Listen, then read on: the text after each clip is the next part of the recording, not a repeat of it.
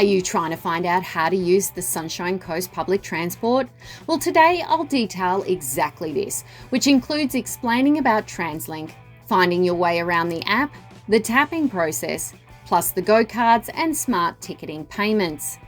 So your visit to the Sunshine Coast region doesn't have to be confusing when trying to get around, and this video will help you navigate the public transport in southeast Queensland with ease. So let's get started.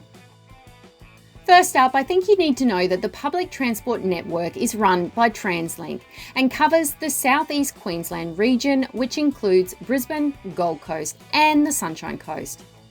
The services they provide include the trains, buses, trams or light rail, and the ferries. However, at this stage, only the hard rail trains and buses are being used on the Sunshine Coast. I do hear plans for a tram or light rail in the future, but it will be a few years before that happens. Not only that, but the hard rail train lines are only located about 30 minutes drive from the coastal areas. Therefore, you will be using a bus for most of your public transport around the Sunshine Coast, unless you plan on travelling to Brisbane or the Gold Coast. Any Translink public transportation can be used with the Go card, which ends up working out about 30% cheaper than a single paper ticket. If you want to get a Go card, you can do this either online, at a local retailer like the 7-Elevens or news agencies who display the Go card sign.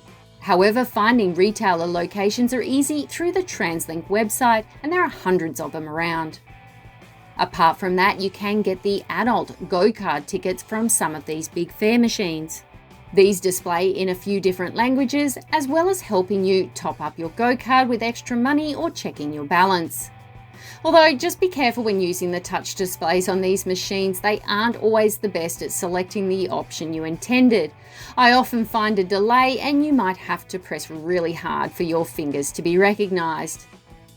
As a local, I register my Go card online, but I also manage the auto top-ups. You don't have to register your Go card, but it can help if you lose your card or you want to manage it yourself online with a credit card. The Go card holds your money and the balance is displayed every time you tap on and off. Just make sure you keep an eye on your balance and top up when needed, either online, participating retailers, manned train stations, or the ticket machines. The smart ticketing system is gradually being implemented over southeast Queensland, and from what I saw, the Sunshine Coast had it available almost everywhere. But please consider, if you're wanting to visit less popular areas, payments with the Go card or a paper ticket could be needed, and you'll see this displayed on the tapping machines with Go card only. The smart ticketing system works using a contactless credit card, a Visa debit card, smartwatches and even phones. But please note, this is only suitable for an adult fare, so if you're wanting student, child or senior discount, then you still will need a Go card. The smart ticketing is brilliant for holidaying tourists or short-term visitors and saves you having to worry about a Go card or trying to manage it online. The way the system works is you tap on at the start of the journey and tap off at the end. This includes if you're transferring to other services like a train to a bus, or from one bus to a bus on another line. Therefore, you might need to do this several times in the day. You'll know it's activated when a big tick comes up on the screen. If you're tapping on, your Go card balance will display with this tick, and tapping off will show you the fare price and the tick. If you see a red light or a big cross, then the tap hasn't worked and you'll need to try again. The fare prices are charged in zones. A single zone starts at peak times with an adult price of $3.55 and up to $21.48 for 8 zones. Off-peak is slightly cheaper, but you must make sure you tap on and off from each service. Failure to tap off your Go card at the end of the journey will result in the highest fare amount being deducted from your balance. Since August 2024, the fare prices are being trialled and slashed to 50 cents for travel. And from what I've seen, it includes connecting to other services. These prices could still be valid for your visit, otherwise please check the Translink app for your current cost. As Translink is a cashless service, you will need a Go card or a credit card to use it. Or you can buy a paper ticket from manned train stations, or these big ticket machines at popular stops. If you're trying to plan out your journeys, this can be done using the Translink app. This uses all services like trains, trams, and buses from your elected point A to point B. It can use your exact location and will include walking to and from stops. But it also goes into more detail with how much the travel would cost, how much walking distance between the services, platform numbers for trains, start and finish times, the time and distance it takes to walk you from one service to another, and of course the service numbers you need to look out for. This is your go-to app for any public transport around southeast Queensland, but it's important to note that the app requires a functional internet Wi-Fi or data connection for use. The heavy rail system comes up from Brisbane. After Caboolture, there are a few stations convenient for the Glasshouse Mountains. Just so you know, if you're heading to Australia Zoo, the Beerwah station is what you need as they have a complimentary bus, but please check their website for the schedule. If anything, between Beerburrum and Glasshouse Mountain Station, you need to look out for the amazing sight of Mount Tibrogargan. But as for the rest, the trains run between Landsborough and Nambour Station to connect to most locations on the Sunshine Coast. With that said, I think Landsborough and Nambour have the best bus connections, and the Translink app will generally send you to one of them to connect. Most of the trains will stop at Nambour as the end of the line, but there are a couple of options a day to go all the way to Gympie, with more stops in between if that's more convenient for you. Train stations will all have the yellow line away from the edge. For safety, you are required to stand back from it at all times until the train comes to a complete stop.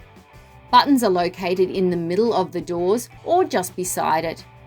These can be hit from inside the train or out, but either one will open the door. Services between Caboolture and Nambour run around every hour to 1.5 hours, but more common for peak working traffic as Monday to Friday 9 to 5 shifts. So make sure you plan out your day if you have a strict time schedule. They are all air conditioned and have plenty of places to hold on when the seats are filled, which will happen more often during peak times. Stations are announced before you get there so you can prepare to get off at your required stop. Train stations will either be fitted with random machines for you to tap on and off, but not all of them will be in an obvious spot. I see most situated at the bottom of stairs and around the entrance or exit.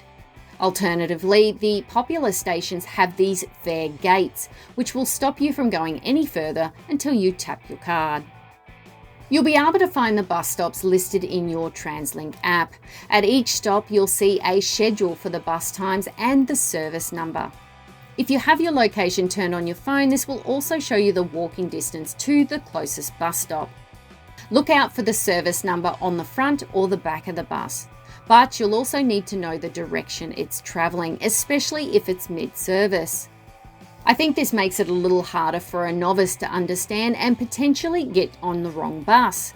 But please just check and ask the driver where you're going and they'll soon tell you if it's the right one. The tap on and off devices will be located near the driver when you first walk in, or if it's a bigger bus, they'll have another one in the middle area near the secondary door.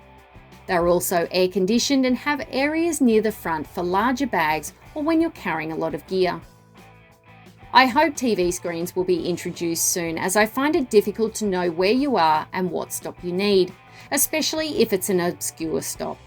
But if you have any hesitations, please just chat to the driver. We found the services pretty regular, between 15 to 30 minutes on coastal sites, but expecting this will take longer for services in less populated areas or out of peak times. When you want to stop, there are buttons placed around the vehicle. Make sure you press this just before your stop, otherwise they'll keep on driving. Once stopped, the driver will open the doors and you just need to tap off and exit the bus. Now that you've worked out how to get around the Sunshine Coast using public transport, you can click here to research the best things to do with this video right here. Thanks for watching, guys, and I will see you for the next one.